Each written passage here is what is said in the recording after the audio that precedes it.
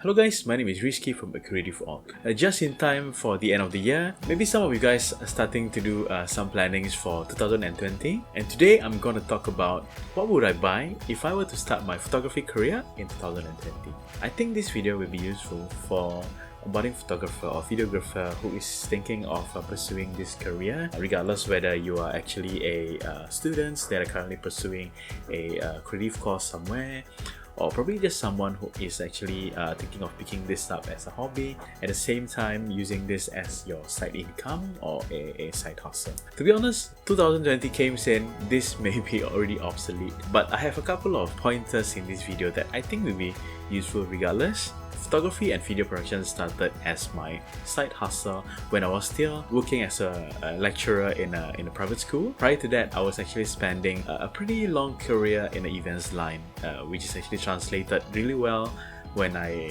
started doing photography and video productions. In the past 3 years, we were lucky enough that we have completed about 400 projects. When I started trying to make money out of photography and video productions, the first camera that I bought was actually a Canon 60D. I think back then the standard of the industry was DSLR video makings and photography. Professional standard back then was a 5D Mark II.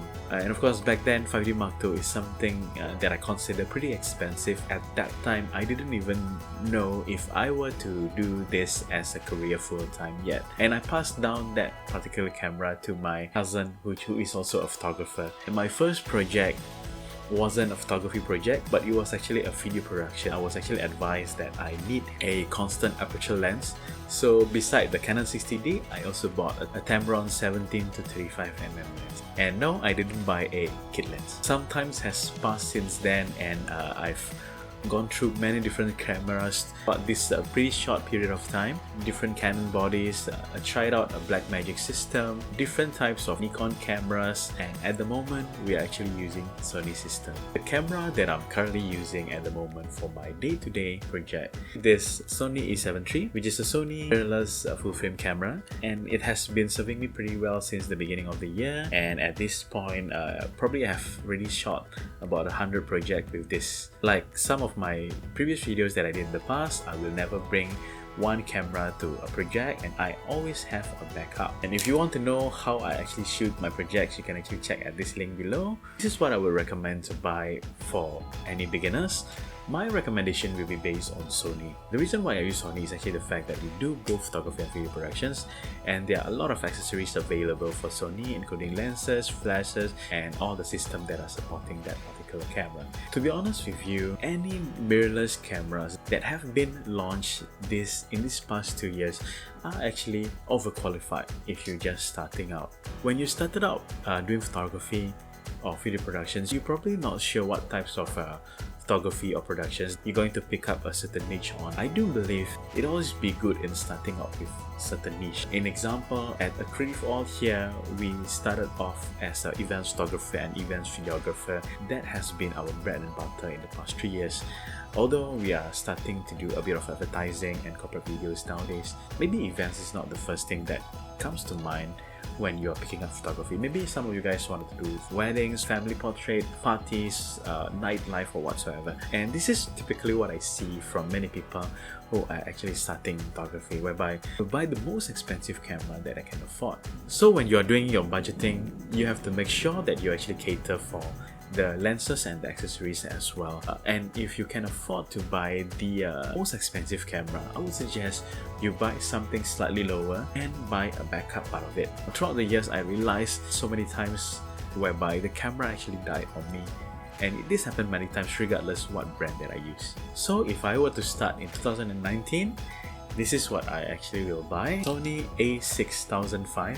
I purposely bought this for gimbal works, and the price of this camera at this point of time is actually about 1,500 Singapore dollars, which is about the price of the Canon 60D when I actually bought it last time. The next thing that I would like to recommend in this video is actually what lens to buy. This is the first lens that I would recommend you to buy. Basically, constant aperture zoom lens. In most cases, constant aperture lenses have a better quality and a better build compared to the variable aperture types of lens. If you were to bring one lens to a project, you probably need to bring something like this, which is a zoom lens that capable to do any types of shots. So if you are doing an event, an example, you always need a group shot, wide shot of the venue, you need a close-up of the people. This is probably the lens that I will bring. Sony 18-105 lens, probably one of the most value for money lens if you're actually using the APS-C sensor cameras from Sony. And this lens actually costs about 700 Singapore dollars. The next lens that I would recommend to buy is actually a portrait lens. The basic needs are basically covered with that lens.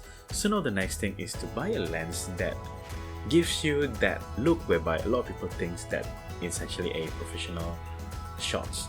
Of course, I'm talking about bokeh. This is the time whereby you actually need to buy one lens that is a prime lens, which is a single focal range types of a lens. This is the lens that I would recommend to buy, which is a Sony 50mm f1.8. You can either buy this or buy the 35mm version, and I think this works better on the portrait kind of situations in my opinion. And in the past, when I was using Canon, of course, the first thing that I bought was the Nifty 50, a lens that a lot of people consider a must-buy when you are using a Canon crop sensor lens. So I do believe this is something that I would recommend to buy with a crop sensor Sony camera. So that lens will actually cost you 450 Singapore dollars. And the next thing that I'll recommend to buy if you are doing photography is actually to buy flash.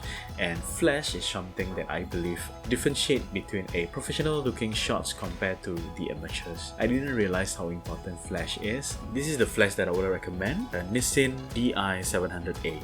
Of course, at this price range, there are a lot of different companies actually doing third-party flashes nowadays. Godox is one of my favorite brand. I'm actually using Godox for the main flash nowadays, but what I do is actually these small strobes that I carry around. But I do still carry this around in my camera bag, and sometimes I do use this on our events.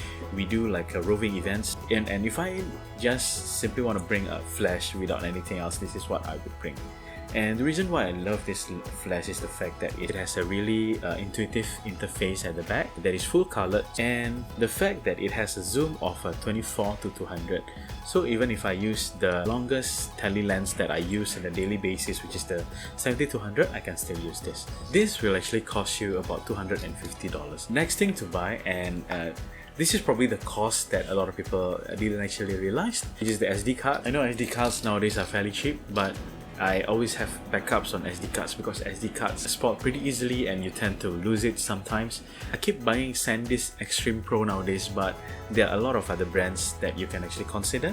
My philosophy in buying SD cards is to buy something that is big but it's not too big. I always buy the 32 gig instead of the 128 gig, but I buy a lot of it. So if I broke it, it's only 32 gig, which is quite cheap to replace. In my experience with SanDisk, I did lose my file once because the SD card is corrupted, but I managed to actually retrieve it back by using softwares.